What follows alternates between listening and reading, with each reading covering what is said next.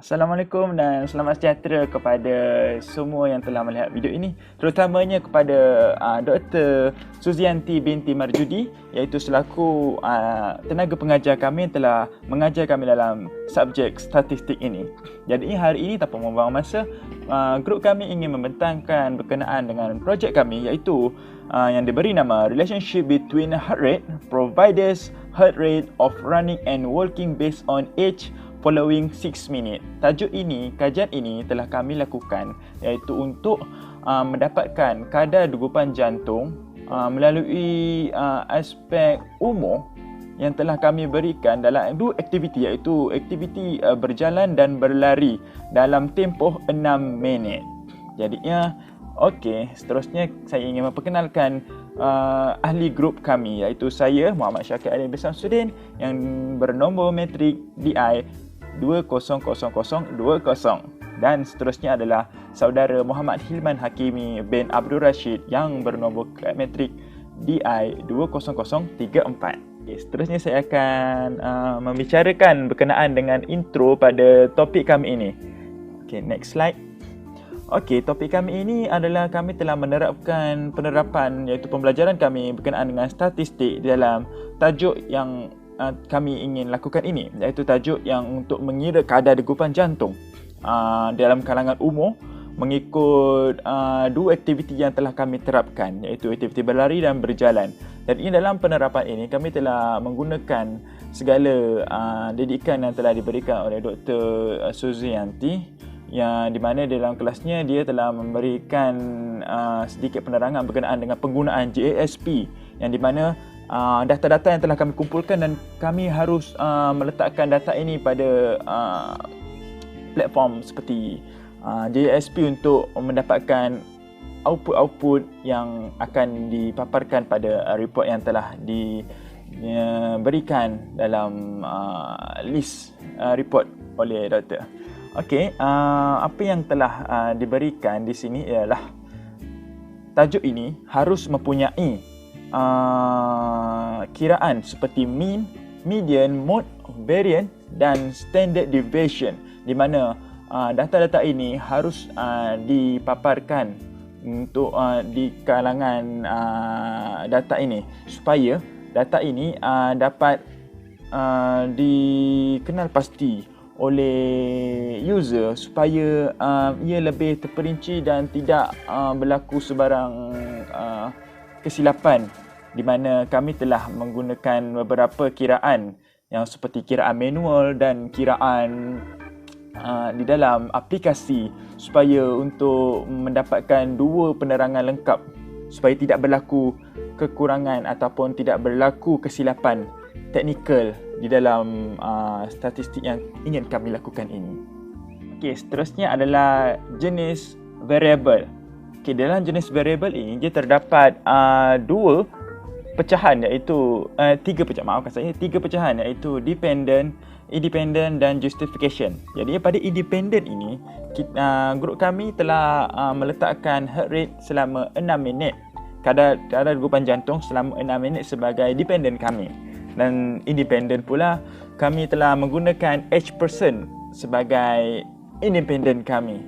Dan di mana justification ini pula grup kami telah meletakkan heart rate selama 6 minit untuk sebagai justificationnya, kerana apa yang telah kami pandang, data yang kami cari adalah data heart rate selama 6 minit. Jadinya itulah yang kami telah letakkan pada justification.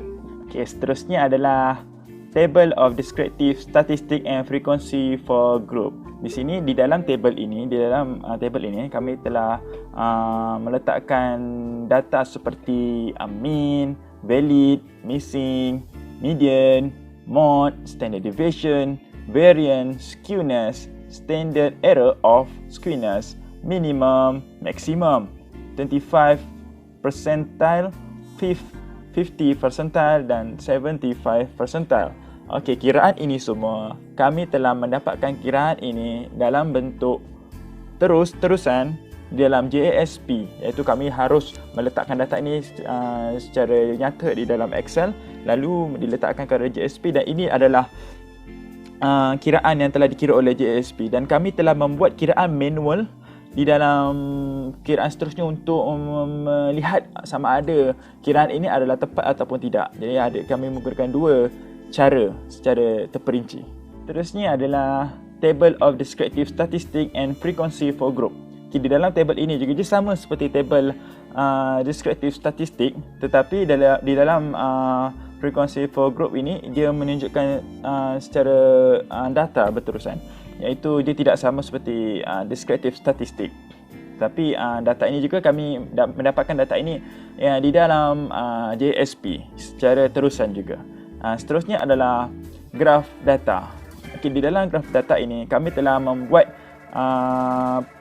semakan, iaitu kami telah merujuk graf data itu kepada frequency table of heart rate.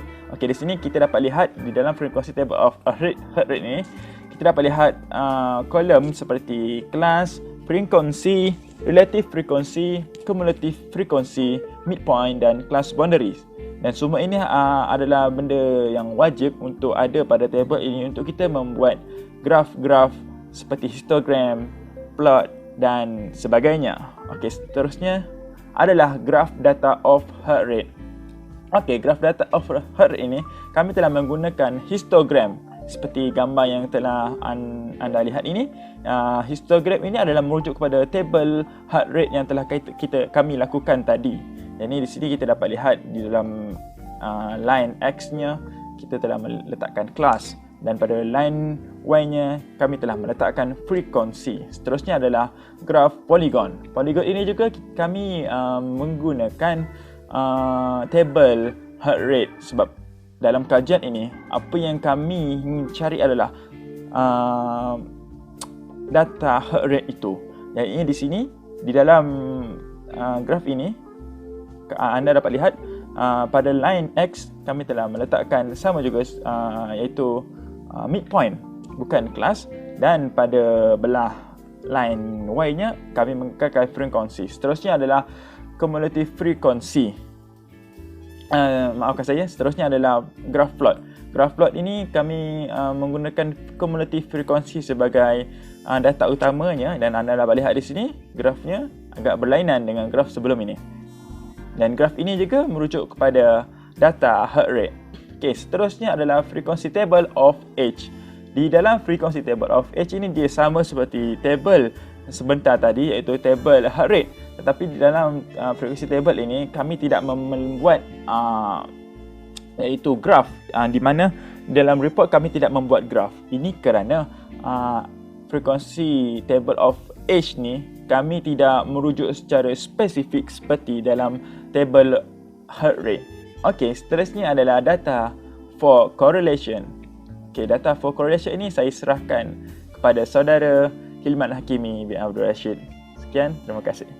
Terima kasih kepada saudara Syakir. Jadi seterusnya saya akan menyambung tentang pengiraan correlation secara manual ataupun pengiraan correlation. Sebelum kita melakukan pengiraan correlation secara manual, kita perlu kena pasti nilai correlation coefficient kita, iaitu menggunakan JSP. Mengikut kepada data yang telah ada, nilai yang kami perolehi adalah 0.176 nilai bagi R di dalam correlation. Jadi untuk mendapatkan kepastian ataupun mengenal pasti sama ada nilai itu sama ataupun tidak dengan apa yang kita lakukan di dalam pengiraan manual, kami akan tunjukkan sama ada nilai tersebut atau tepat ataupun tidak. Jadi kita akan beralih kepada cara pengiraan manual yang mana perlu ada penyediaan table ataupun jadual, iaitu sebanyak 1, 2, 3, 4, 5 jadual, yang mana jadual itu terbahagi kepada X, Y, XY, X kuasa 2, Y kuasa 2. Nilai asas dalam table tersebut adalah X dan juga Y, iaitu nilai yang kita telah masukkan di dalam JSP ataupun nilai data ataupun nilai data yang kita perolehi pada pemerhatian awal untuk buat kajian ini. Selepas kita masukkan, kita akan merujuk kepada formula yang dimahukan dalam table itu, iaitu XY, nilai X kalikan dengan Y, kemudian nilai X kuasa 2 dan juga Y kuasa 2. Setelah daripada itu, kita akan pergi kepada formula pengiraan correlation coefficient secara manual, iaitu pengiraan ini adalah R sama dengan XY, X kali Y bahagi 60 bahagi 0.176. punca kuasa kurungan X kuasa 2 tolak X kurungan kuasa 2 bahagi 40 kurungan 6740 ataupun nilai Y kuasa 2 tolakkan dengan Y kuasa 2 bahagikan dengan N. Jadi selepas selesai kami mendapati jawapan kami sama dengan apa yang JSP dapat, iaitu 0.176.412.844.13656.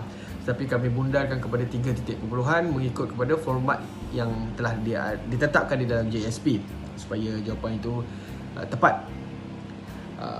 Tetapi di dalam perkiraan tersebut perlulah kita ikut sistematiknya yang betul, iaitu selesaikan dulu yang mana besar, kemudian yang mana di dalam kurungan, kemudian barulah selesaikan operasi-operasi basic ataupun operasi-operasi asas yang ada di dalam formula tersebut.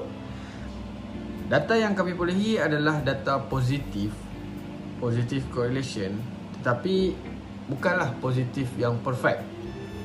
Kerana positif yang tepat ataupun perfect adalah positif 1. Tetapi ia bergantung kepada data, kerana setiap projek ataupun setiap data yang dimasukkan bagi setiap individu adalah berbeza. Okey, seterusnya kita akan beralih kepada pengiraan linear regression. Dalam linear regression ni terdapat beberapa jadual. Jadual ini boleh dikenal-pasti ataupun diperolehi daripada JSP mengikut kepada data yang telah kita masukkan dan juga kita pilih untuk lakukan linear regression. Jadi di dalam jadual tersebut kita terdapat koefisien punya jadual, terdapat jadual ANOVA dan juga jadual model summary. Tetapi kami pilih untuk masukkan jadual koefisien untuk mendapatkan lagi gambaran yang lebih jelas terhadap pengiraan manual yang akan dilakukan selepas ini. Jadi dalam tersebut terdapat model HO dan juga H1 dan juga H. Jadi untuk nilai HO adalah 128575, nilai H1 116.822 dan nilai H adalah 0.358. Tetapi H untuk standardized telah dikira di dalam correlation coefficient. Jadi tak perlu lakukan pengiraan kali kedua. Ini adalah beberapa plot yang kami pilih untuk kami lakukan. Boleh lihat ini adalah predict punya value, histogram, Q&Q plot, partial regression plot. Ini akan memberikan lebih gambaran jelas tentang trend data kami. Jadi boleh lihat. Okey, seterusnya kita akan beralih kepada pengiraan linear regression. Dalam linear regression ni terdapat beberapa jadual. Jadual ini boleh dikenal-pasti ataupun diperolehi daripada JSP mengikut kepada data yang telah kita masukkan dan juga kita pilih untuk lakukan linear regression. Jadi di dalam jadual tersebut kita terdapat koefisien punya jadual, terdapat jadual ANOVA dan juga jadual model summary. Tetapi kami pilih untuk masukkan jadual koefisien untuk mendapatkan lagi gambaran yang lebih jelas terhadap pengiraan manual yang akan dilakukan selepas ini. Jadi dalam tersebut terdapat model HO dan juga H1 dan juga H. Jadi untuk nilai HO adalah 128.575, nilai H1 116.822 dan nilai H adalah 0.358. Tetapi H untuk standardized telah dikira di dalam correlation coefficient. Jadi tak perlu lakukan pengiraan kali kedua. Ini adalah beberapa plot yang kami pilih untuk kami lakukan. Boleh lihat ini adalah predict. Pengiraan bagi forecast ni pula adalah terdapat formula dia juga, iaitu Y bersama MBO tambah B1X. Forecast ni adalah untuk kita jangka nilai tambah yang akan contohnya nilai yang akan ditambah di dalam kita punya table untuk kita tahu ataupun kita jangka dia punya pemerhatian untuk masa akan datang. Nak tengok tepat ataupun tidak. Jadi nilai yang perlu kita ganti di dalam formula adalah nilai BO dan juga B1. Jadi BO kita gantikan nilai BO yang kita dapat dalam correlation tadi. B1 pun sama. Kemudian X tu adalah nilai tambah. Contohnya saya tambah dalam formula ni adalah 29, umur 29. Jadi umur 29 ni dia menyertai program degupan jantung, perkiraan degupan jantung berdasarkan daripada aktiviti berlari dan juga berjalan dalam masa 6 minit. Dan kita dapat pasti ataupun kenal pasti bahawa kadar degupan jantung ni adalah 127. Itu jangkaan. Tapi di dalam table kita boleh lihat yang kadar degupan jantung ni adalah dalam 130 begitu. Maknanya nilai itu tidak lari jauh.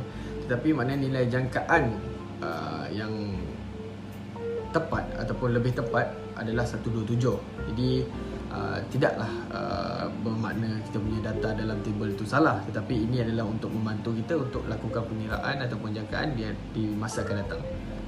Akhir sekali, secara kesimpulannya kita dapat lihat bahawa daripada kajian dan juga penyelidikan ini, kita dapat rumuskan bahawa data yang digunakan ini boleh menjadi satu rujukan dan juga kegunaan kepada mana-mana agensi yang ingin menggunakannya.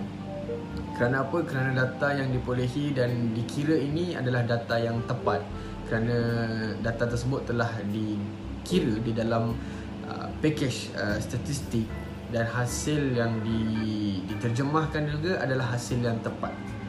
Jadi daripada pengiraan ini, terutama bagi kajian kami, iaitu mengira kadar degupan jantung berdasarkan daripada umur dengan melakukan aktiviti berlari dan juga berjalan dalam masa 6 minit, kita dapat lihat bagaimana purata bagi individu tersebut yang umur sudah melampaui satu angka, tetapi